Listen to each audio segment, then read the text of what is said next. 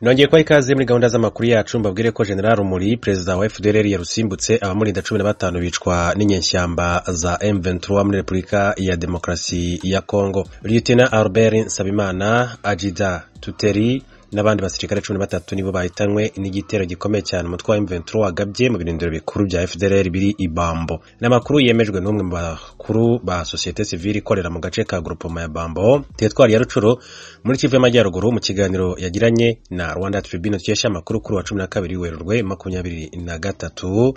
Uyu muyobozi avuga ko perezida wa FDLR Lieutenant General Iyamuremye Gaston uzwi nka Byiringiro Victor Rumuri yagabweho igitero n'abarwanyi ba M23 ku itariki ya 5 kugeza ku itariki ya 10 Werurwe 2023 mu rukerera rwa mu gitondo mu gace ka Birundure, hagapfa abarwanyi bajya kuri 6 barimo na Sergeant Kirabiranya warushinzwe kumutekera. N'imirwano yamaze amasaha 2 aho abarwanyi ba FDLR bahise bambuka umugezi wa Rwindi bahongera ahitwa Bambo. Isoko ya Rwanda Tribune tuyesha amakuru iri ahitwa Rezo ivuga ko ejo kwa gatandatu mu rukerera abarwanyi ba M23 nanone ngo bubikiriye ijoro babasha gucengera mu birindiro bishya bya FDLR mu gace ka Bambo byari byashinzwe na Colonel Binego ushinzwe umutekano wa General Byiringiro, maze bagaba igitero simusiga muri ibyo birindiro aricyo cyahitanye abarinzi 15 ba General Byiringiro Victor, perezida wa FDLR. Abatanga ubuhamya babyiboneye n'amaso bavuga ko abarwanyi ba FDLR barokotse icyo gitero ngo babashije guhungisha General Rumuri ngo bamuhetse mu ngobyi ngo y'abarwayi, banacikisha General Major Busogo usanzwe ari umujyanama we, ndetse ngo babasha no gutorokesha Lieutenant General Poete wungirije General Rumuri ku buyobozi bwa FDLR. Ababyiboneye rero n'amaso ngo bahamirije Rwanda Tribune ko biboneye imirambo irenga 15 irimo uwa nyakwigendera Lieutenant Nsabimana Albert uvuka mu cyahoze ari komine Kayove, wa Ajida Tuteri wari komanda wa Porota ishinzwe rero kurinda perezida wa FDLR. Abasesenguzi mu by'umutekano bavuga ko ubuzima bwa Lieutenant General Iyamuremye Gaston Byiringiro bugerwa ku mashyi kuko inyeshyamba za M23 ngo zisa n'izamugoteye mu ishyamba rya Kirama n'agace ka Kibirizi ngo bihana imbibi, ngo bakaba rero basanga rero amahirwe yo kubaho yaba asigaranye ari kwishikiriza umutwe wa M23 nuko bagenda bigarukaho. Mu yandi makuru ati ntabwo DRC yabona amahoro perezida Paul Kagame ataganiriye na FDLR. Museveni nawe akaganira na ADF, akaba ari bwana Martin Fayulu uyu wiyamamaje ku mwanya mukuru w'igihugu muri Kongo ariko akaza gutsindwa. Martin Fayulu umunyapolitiki utavuga rumwe n'ubutegetsi bwa RDC yagize icyo asaba akanama ka ONU gashinzwe amahoro n'umutekano ku isi kugira ngo amahoro n'umutekano biboneke mu burasirazuba bwa Kongo. Ibiganiro byahuje itsinda ry'akanama ka ONU gashinzwe amahoro n'umutekano ku isi n'abatavuga rumwe n'ubutegetsi muri RDC. Bwana Martin Fayulu yasabye aka kanama kotsa igitutu Rwanda rukagirana ibiganiro na FDLR na Uganda ikagirana ibiganiro na ADF.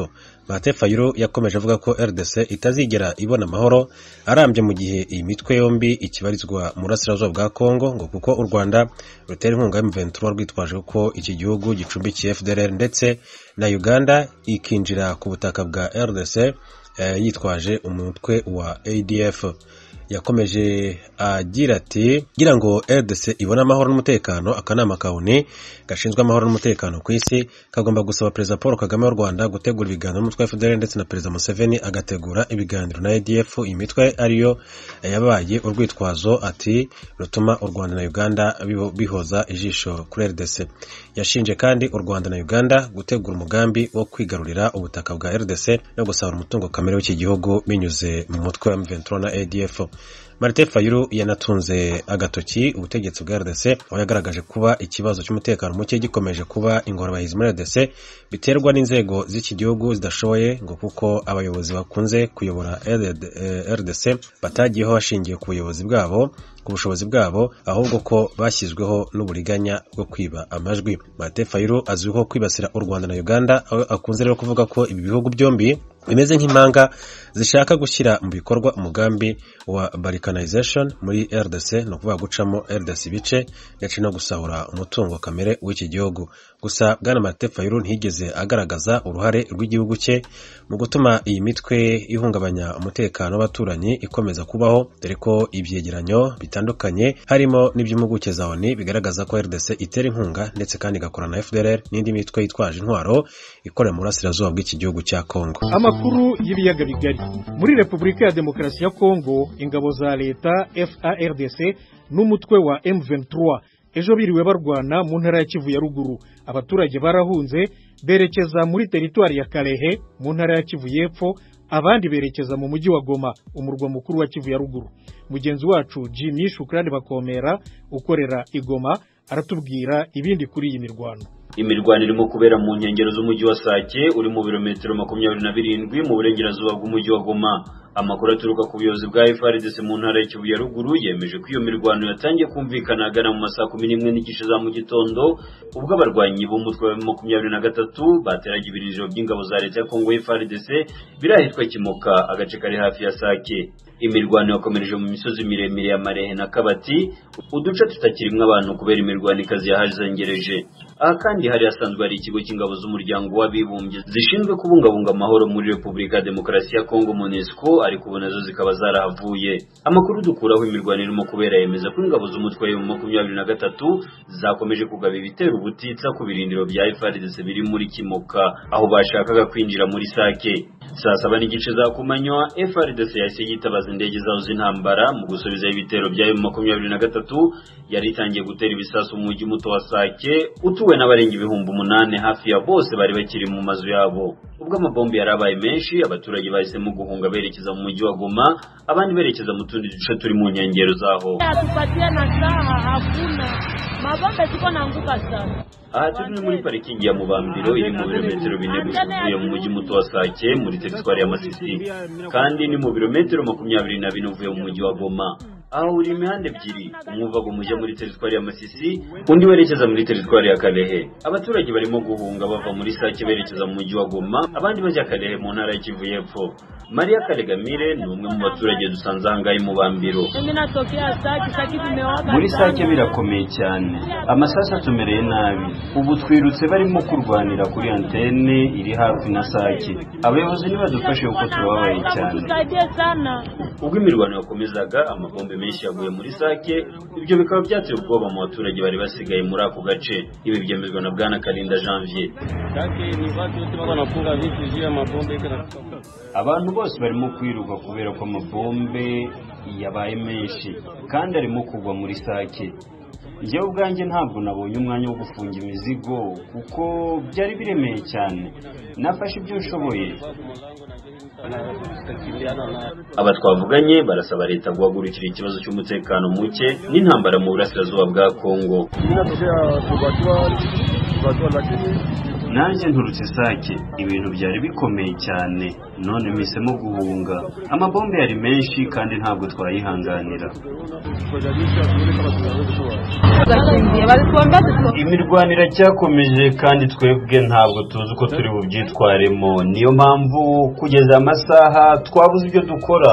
Ahangaha ku muhanda turi nta kintu turimo kwakora rwose. Turasaba ko ubuyobozi bwagira icyo bukora vuba na bwangu tugasubira iwacu, kuko benshi muri twe ntabwo twamenye kuba mu buzima nk'ubu. Iyi ntambara zibaye turahangayika cyane rwose. Niyo mpamvu ubuyobozi bwacu bwari bukwiye kugira icyo bukora tugasubira iwacu. Njyewe icyo saba nuko nasubira muri Sake. Muri Sake tubayeho neza nta kibazo, nibadufashe dusubira iwacu kuko ni ahantu heza. Nibyo imirwano irimo kubera hejuru mu misozi. Iyi mirwano irimo kuba mu gihe abagize akanama k'umutekano k'umuryango w'abibumbye baraye mu mujyi wa Kinshasa mu ruzinduko rw'akazi ruzibanda cyane ku bibazo by'umutekano mu burasirazuba bwa Repubulika ya Demokarasi ya Kongo. Biteganijwe ko bagirana ibiganiro n'abayobozi b'inzego zitandukanye zirimo iza politiki, abikorera ndetse na za societe civile. Nyuma yo guhura n'abayobozi Kinshasa, aba bazerekeza mu mujyi wa Goma muri Kivu ya ruguru, aho biteganijwe ko bazasuzuma uko ibikorwa bya gisirikare birimo kugenda muri teritwari za Rucuru na Masisi w'imirwano ikomeje. Kugeza ubu nta kiratangazwa ku byerekeye imirwano yo kuri uyu munsi, haba ku ruhande rw'ingabo za Kongo FARDC cyangwa M23. Jimmy Shukrani Bakomera, Ijwi ry'Amerika, Igoma. tuve muri Repubulika ya Demokarasi ya Kongo tujye i Kigali. U Rwanda rwaraye rushyize umukono ku masezerano arwemerera kwakira icyicaro cy'ikigega gishinzwe gutera inkunga imishinga inyuranye mu rwego rw'isoko rusange rya Afurika. Iki kigega kizatangirana amadolari y'amanyamerika miliyari 10. Asumta Kaboyi yaduteguriye inkuru irambuye. Amasezerano yashyizwe umukono na Minisitiri w'Ububanyi n'Amahanga w'u Rwanda Vincent Biruta ndetse n'umunyamabanga mukuru w'isoko rusange rya Afurika wa Mukere Mene. Minisitiri w'Ububanyi n'Amahanga w'u Rwanda yavuze ko gusinya amasezerano ari ugushimangira ko u Rwanda rwiyemeje ko ubucuruzi ku mugabane wa Afurika bukorwa mu mucyo. Ni ikigega kizafasha inzego za leta n'iz'abikorera nk'uko byasobanuwe na Minisitiri w'Ubucuruzi n'Inganda w'u Rwanda Ngabitsinze Jean Chrysostome. Uyu yumvikanishije ko iki kigega kizafasha kwagura urwego rw'inganda no kongera umusaruro uziturukamo, bityo isoko rusange rya Afurika ribashe kubona ibirijyamo. Minisitiri w'Inganda mu Rwanda avuga ko iki kigega kizafasha mu kuziba icyuho gishobora guturuka mu kwigwa mu misoro n'izindi nyungu ibihugu bya Afurika byari bisanzwe bibona mbere yo gushyiraho aya masezerano. Haravaho zimwe izizavaho ni uko byibuze intangiriro y'amafaranga yajyamo agiye kuboneka. Izishobora kuboneka noneho ni ukuvuga ngo ese ko amafaranga yabonetse bifite abantu biteguye kuba bayafata, ese batabonetse byagenda bite, cyangwa se habonetse gusa bamwe bashobora kuyageraho ibindi bihugu ntibigereho.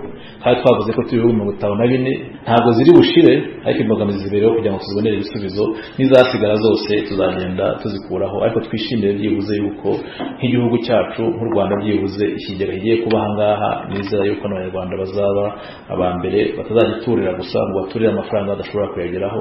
Imyaka ibaye hafi 5 i Kigali hasinywa amasezerano ashyiraho isoko rusange rya Afurika, gusa kugeza ubu nta cyagaragara ko iryo soko rigiye gutangira. Impuguke mu by'ubukungu akaba yikorera akazi k'ubushakashatsi Habyarimana Strato yumvikanishije ko kubona amafaranga bidahagije. Hari hamwe hakiri ubushake buke bwa politike, hari abandi bakifitiye ibindi bibazo, ariko cyane cyane ikintu cyaburaga n'uburyo bw'amafaranga, n'uburyo mu buryo bw'amafaranga nabyo byari inzitizi. Ubwo geka yuko wenda ibintu bitangiye bishobora kuba bigiye kujya ku murongo. Mbere bigitekerezwa inama abantu bari bagiriye abafata ibyemezo bari kureka noneho bakubakira ku masoko y'uturere, wenda tuvugiye nk'isoko y'Afurika y'Uburasirazuba, isoko ry'Afurika y'Uburengerazuba. Ayo masoko akaba ari abanza guhabwa ingufu, noneho ahubwo